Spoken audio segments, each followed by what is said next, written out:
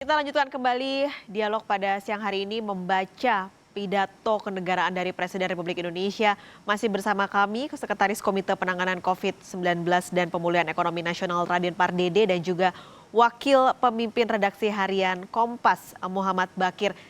Saya akan bahas lagi soal tadi bahwa anggaran yang salah sasaran yang selama ini sebenarnya dikhawatirkan terjadi karena pandemi, anggarannya besar, salah sasaran. Kita kembali ke soal data. Saya akan ke Pak Raden dulu. Pak, ini soal data yang sebenarnya masih sangat minim di Indonesia karena salah sasaran bansos itu sering terjadi. Orang yang nggak harusnya dapat, yang harusnya dapat malah nggak dapat.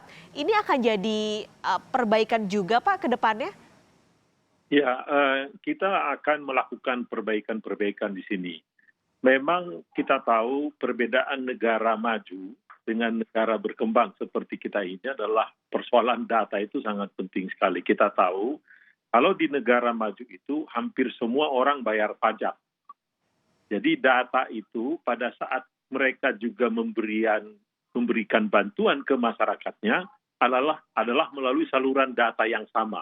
Hmm. Jadi dengan cepat mudah mengembalikan uang yang dulu diambil pada saat mereka bayar pajak, pada saat krisis, maka lewat channel yang sama, lewat cara pembayaran yang sama, mereka mendapatkan dengan mudah. Jadi data mereka sudah baik. Di Indonesia kita harus akui tidak begitu banyak kita yang bayar pajak. Dan itu yang menjadi persoalan. Jadi seandainya kita semua sudah bayar pajak, itu akan sebetulnya persoalan data itu dengan sendirinya akan bisa diselesaikan. Tapi dengan sekarang kita sudah mendapat sekitar 29 juta rumah tangga yang datanya cukup baik. Bahkan sekarang dengan bantuan sosial yang baru-baru ini diumumkan, akan ditambah lagi dengan sekitar 15 jutaan lebih dari pegawai swasta yang iurannya itu mencerminkan gaji mereka di bawah 5 juta, mereka juga akan diberikan tambahan sekitar 2,4 juta. Kemudian juga UMKM juga yang sebelumnya tidak punya data, ini sekarang mulai kita data lagi. Ya. Jadi tadi yang disebutkan oleh Bapak Presiden itu ada juga artinya relevansinya. Dari persoalan-persoalan yang selama ini kita tidak punya data, dengan adanya pandemi ini yang kesannya memberikan kesengsaraan, tetapi pada saat yang sama kita jadi memperbaiki data kita. Jadi harapan kita dengan pengumpulan data-data ini nanti, seandainya kita punya problem masalah seperti ini lagi di masa yang akan datang, bencana itu, maka data sistem kita itu sudah jauh lebih baik. Ya, ini yang sekarang juga kita benahi. Jadi harapan kita nanti post-COVID ini, maka data sosial kita itu akan jauh lebih baik dan harapan kita nanti kita bisa pakai itu untuk masa-masa yang akan datang.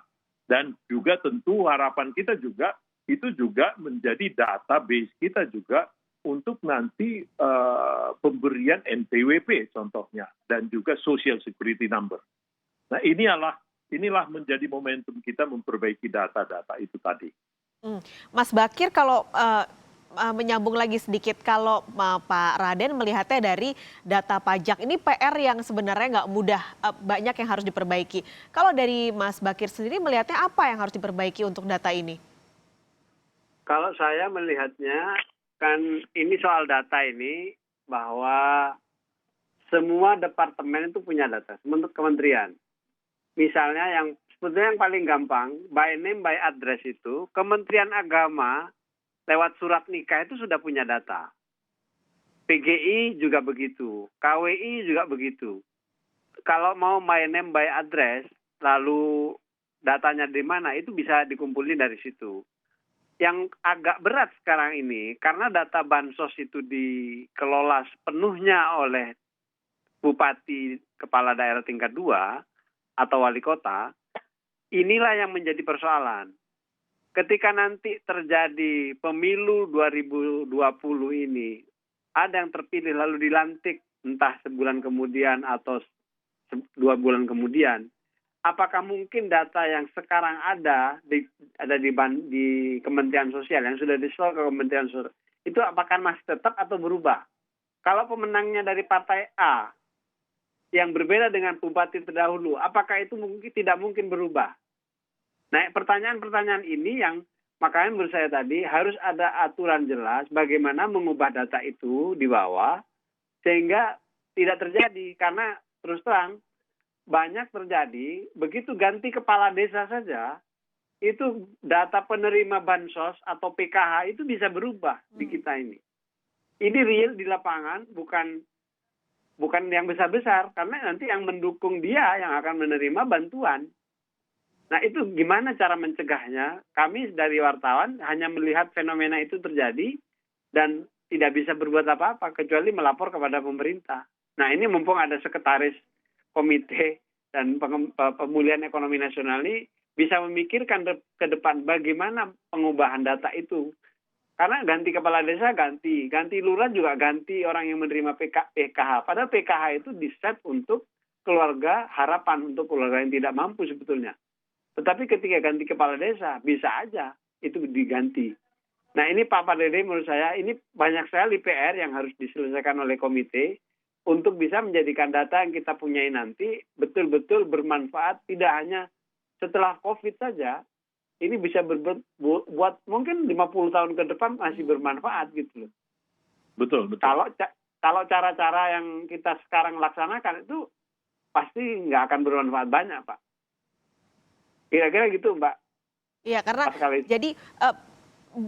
jadi jangan ke teknologi dulu ya. Kalau tadi pidatonya Presiden kan dia menekankan sekali soal penggunaan teknologi untuk reformasi.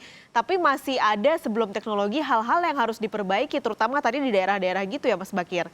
Iya, itu persoalannya, itu persoalan mental sebetulnya. Persoalan mental berkuasa itu loh, bahwa saya sekarang berkuasa, saya bisa menentukan segalanya. Nah, ini kan bukan pekerjaan mudah, tetapi itu bisa dicegah seminimal mungkin lewat aturan-aturan yang bisa dibuat langsung seperti saya tadi bilang. Sekarang ada impres dari Pak Jokowi soal lalu dikerjakan oleh Pak Mendagri dengan harus ada pergub tentang bagaimana melakukan PSBB, melakukan maskerisasi lah gampangnya. Itu kan bisa gitu loh. Nah, ini soal data juga harus begitu mestinya. Apakah bisa dibuat aturan yang lebih rigid bagaimana data itu harus dibuat? Sekarang sudah ada misalnya aturan bahwa data dari desa itu harus melalui musyawarah desa.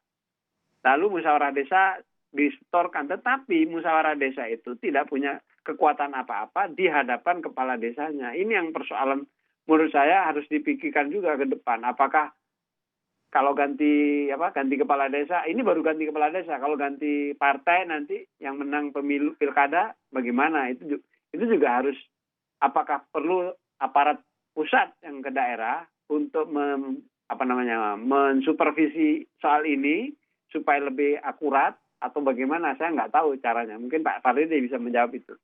Nah, berarti desa ini jangan dipandang sebelah mata ya, karena sebagai elemen dia menjadi hal yang paling penting, paling kecil, dia datanya juga kalau salah satu di situ akan berdampak ke yang lebih besar. Betul sekali itu. Kita punya, ya Pak, silakan. Begini, saya ngerti betul apa yang Pak Bakir. Masalah kita banyak sekali, ya. Kita nggak mungkin melakukan itu semuanya pada saat yang bersamaan, ya.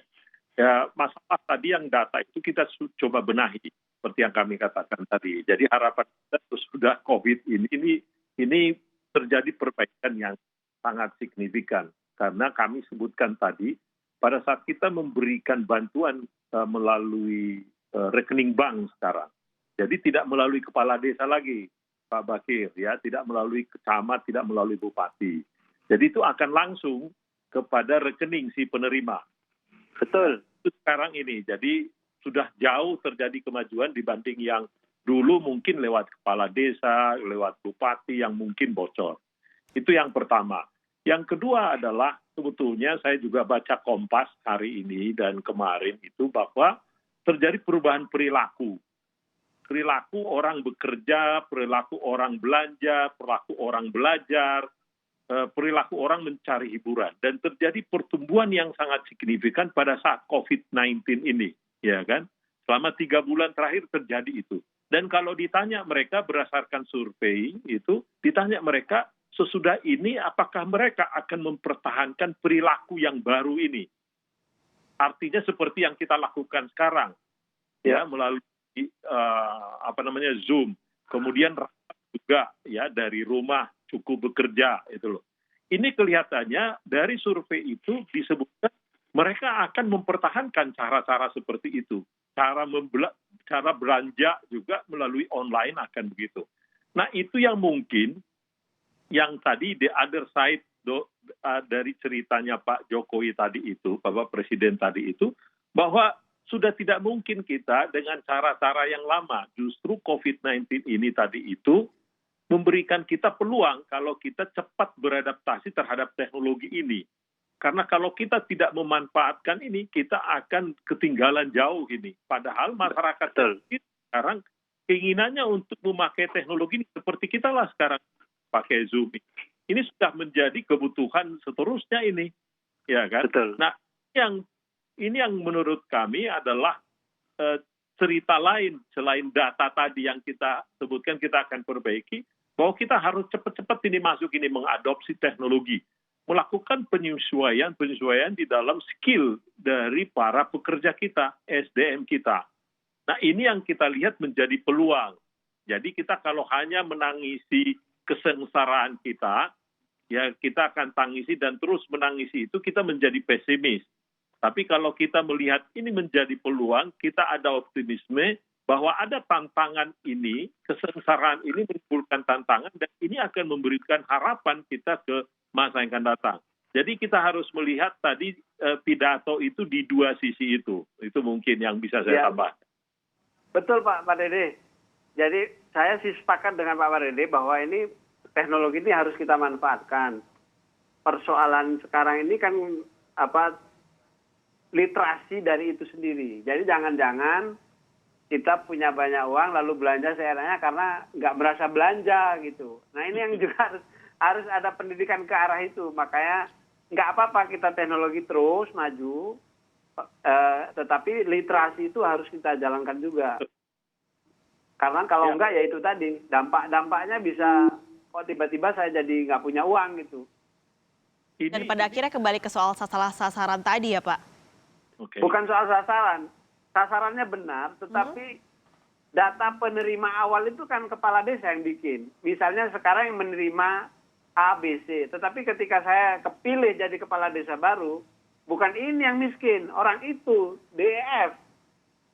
Itu loh. Bagaimana cara mengganti itu? Kalau data ya, kalau soal data itu tadi. Jadi kerisauan saya bukan soal bagaimana mentransfer uangnya, tapi bagaimana memasukkan data. Sehingga data itu benar-benar yang tepat. Ini yang karena ganti kepala desa, ganti lagi, ganti bupati, ganti lagi gitu. Ya, ini yang kami sebutkan tadi Mas Bakir ya, sorry Mas Mbak ini saya motong. Ya memang seperti yang kami sebutkan tadi, bahwa kalau kita lihat di negara yang bagus memang pajaknya, ya. Jadi kalau kita mengetahui seluruh pendapatan itu tercatat semua.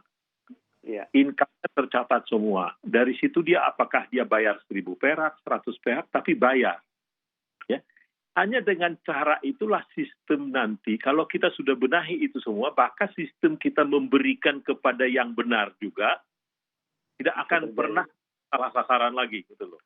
Ini yang kita harus akui. Memang kita harus mensosialisasikan ini, mendidik masyarakat kita, bahwa kalau kita memang mau mendapatkan sesuatu, tapi pantas juga kita memberikan sesuatu. Jadi antara kewajiban dan hak itu seimbang sebetulnya. Pada saat sekarang ini kita menyadari itu bahwa sekarang semua minta, loh, hak saya mana? Yang susah adalah sebetulnya kalau kewajibannya dulu benar dan itu tercatat, itu sangat mudah sekali memberikan haknya sekarang. Nah itu yang kita akan perbaiki ini. Tapi ini tahap awal lah. Benar-benar yang tadi Pak Mas Bakir katakan tadi itu benar.